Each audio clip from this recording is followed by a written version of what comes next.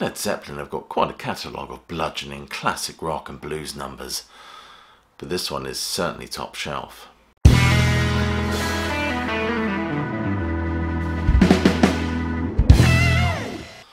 Custard Pie is a slab of pheromone-fueled strut that opens 1975's Physical Graffiti.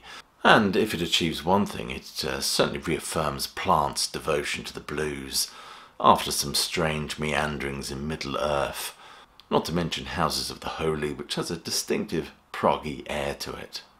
And that opening guitar riff was a real statement of intent, offset by the deep, resonant funk of the clavinet. This song announces itself with its feral guitar sound and drum pounding, combined with the sensual mewing of Plant's vocals. The listener has no illusions as to what is being alluded to here.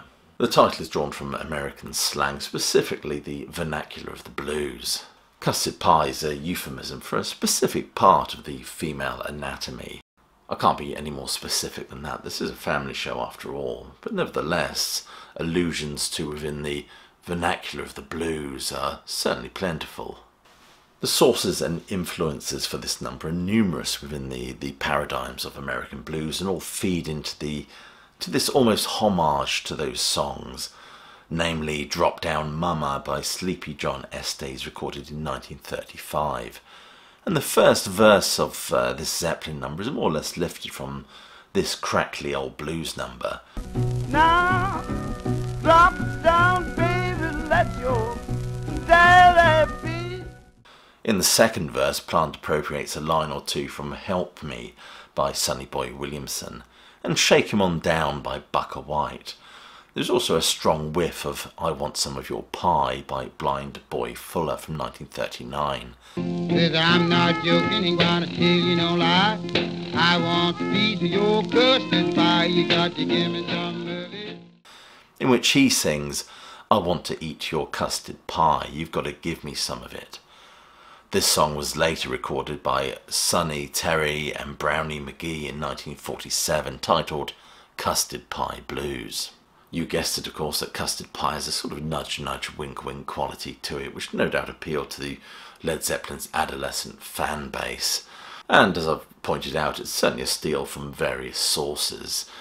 Now, in Page and Plant's defence, they often argue that the patchwork quilt that is the blues often borrows different elements from different songs and different writers. Not that I'm accusing them of plagiarism, Led Zeppelin would never do that, surely. Let's just say, according to Page and Plant, it wasn't uncommon to furnish one's palette with colours mined by other artists.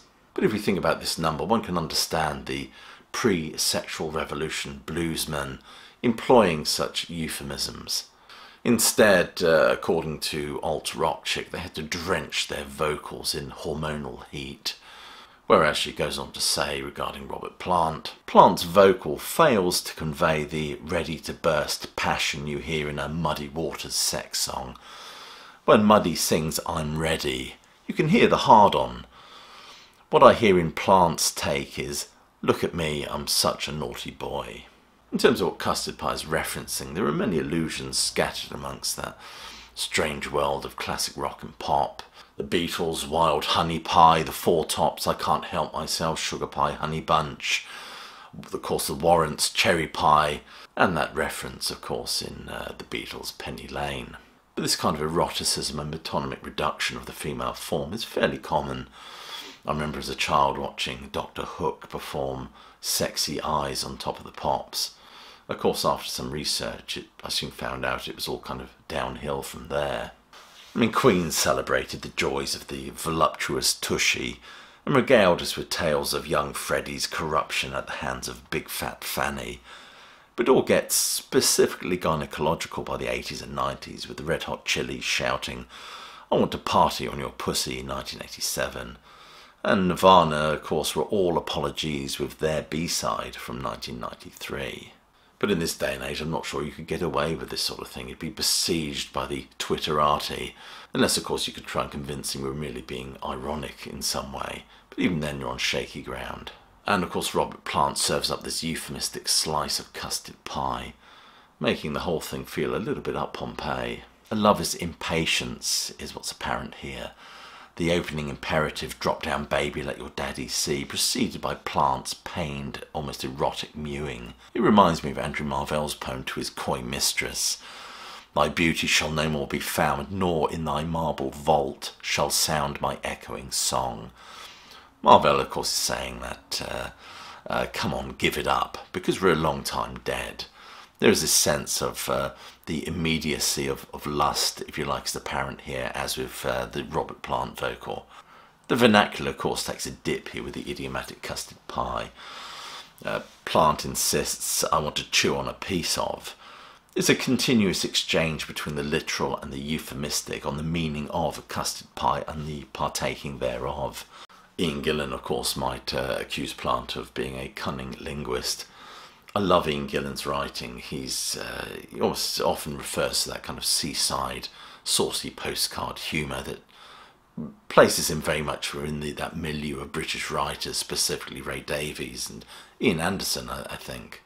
It's very idiomatic of that buttoned up yet suggestive Englishness. Many writers are more transatlantic in their approach. Led Zeppelin, the Stones, for example, often work within the context of the blues.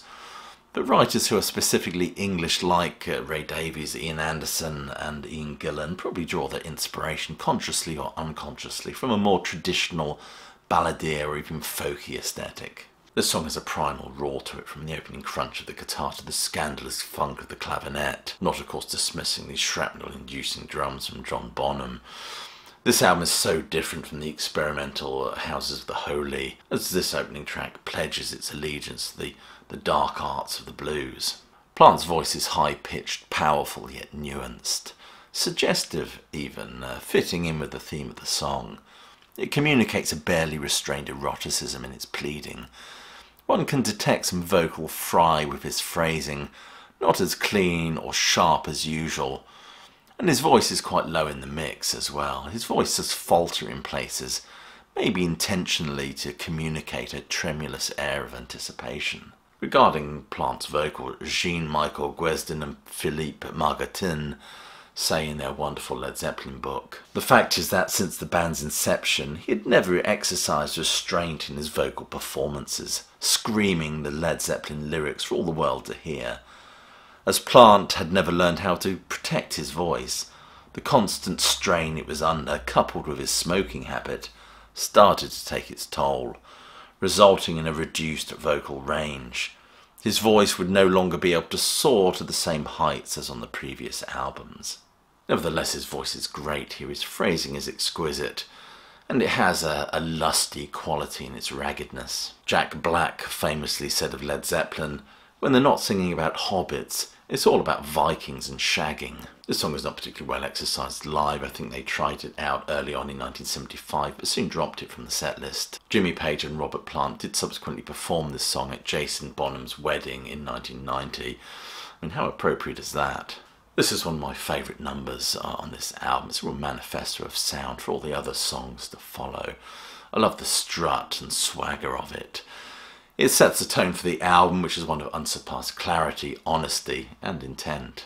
I really love the way this number thunders along with that deep resonant funk sound and wah-wah guitar, not to mention the tight-trousered priapic strut of Robert Plant, lending this number that special something, of which I won't mention in this video.